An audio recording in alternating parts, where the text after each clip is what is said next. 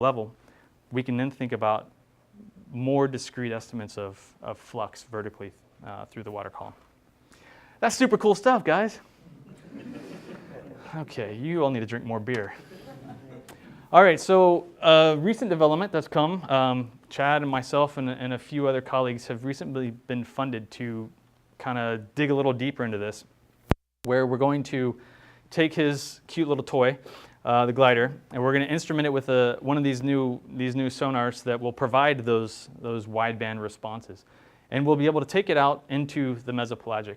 In addition to that, we'll have 3, possibly 4 of these drift cams, it's kind of like an Argos float that National Geographic's been working with, which will go down at these same depths and collect high-resolution imagery, be networked together so we know where each of them are. They will communicate or be smart, if you will, and then we'll overlay that with our full water column echogram so that we can now think about where these dynamics exist, how their interactions may be mediated by the physics or by the light or by some other process that we haven't yet identified, and really get some fine-scale information to think about the approach across multiple scales. I think that made sense. Yeah, anyway, so that's the next step. Hopefully this will all happen next year and begin to tell some interesting stories. So what have we learned? The scattering layers are really dynamic. They're much more complicated than we initially thought. When we first began this, they were just these things that went up and down in a water column day and night. And we're like, oh, that's really pretty. They make, like wallpaper. You could put those out. They look really nice. But there's some fine-scale dynamics which I think are important. And we think they may be mediated by behavior and probably some adaptive decisions or maybe fitness trade-offs, which we also haven't yet been able to explore.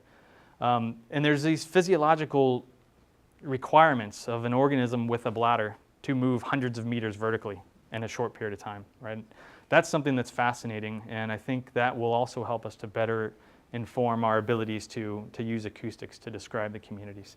The hydrodynamic part is something that we'd like to get further insight in and really put our finger on the role of light or illumination in driving these patterns that we see. But I think altogether we're going to be able to tell some really interesting stories to describe how dynamic the Gulf of Mexico is and the scattering layers, what dictates or drives this patterns and variation, and then how they compare to those that we see in the world's oceans.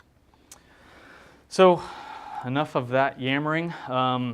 What do we do? Well, we're interested in describing spatial and temporal dynamics, principally of nekton, across lots of different ecosystems, have great interests in a number of things.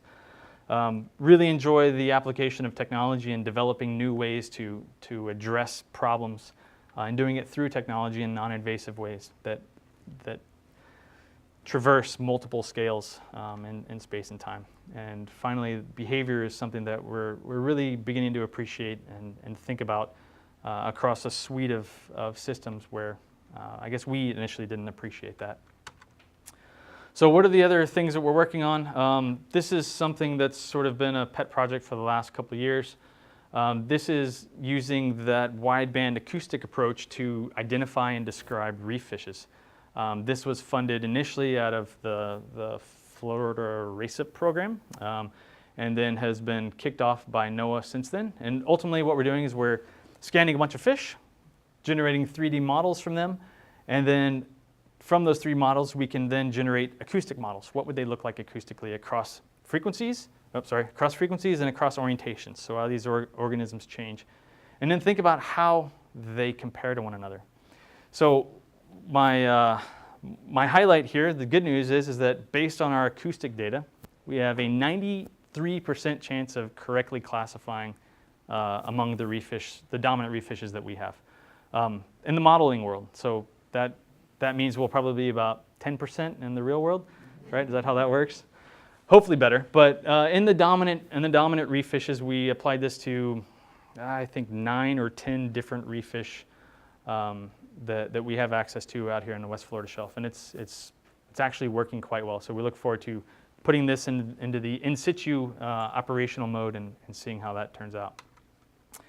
Next, with Jim Lacazio, myself, and a couple others in the lab, trying to link the acoustic responses we see from the active component to the passive component, focusing on Goliath grouper as sort of our test subject, where they aggregate in these very predictable, very large aggregations, provide a really large target that you just can't miss, and also make a lot of sound, right? And so we're trying to figure out if there's ways that we can integrate these two methodologies together to derive two independent estimates of biomass, if you will, or abundance, and try to determine, what trade-offs are there, but also are there ways of making a survey for a siniferous fish more efficient.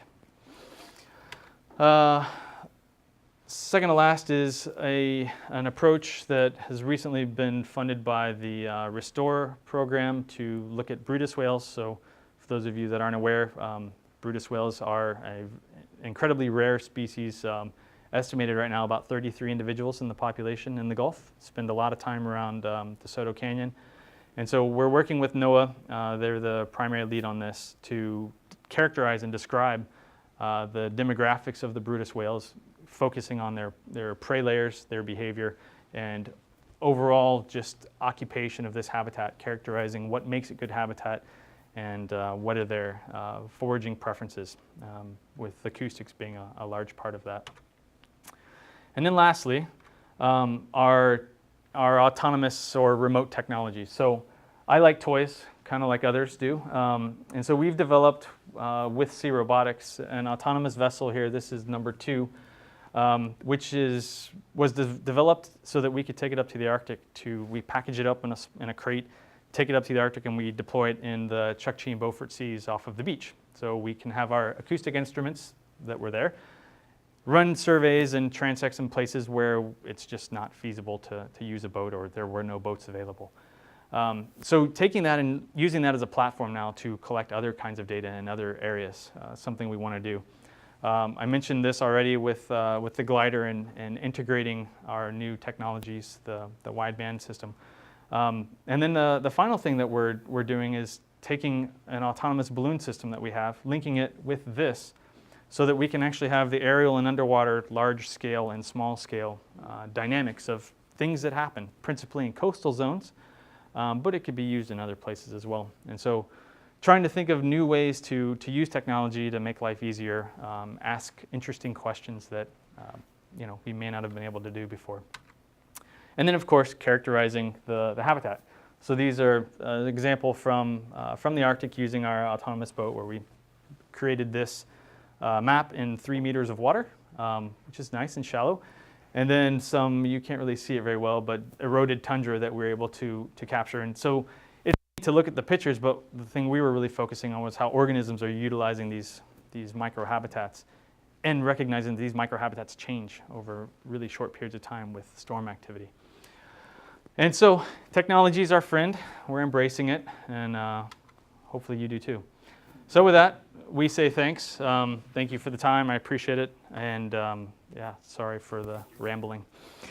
And with that, I guess I'll take any questions you might have.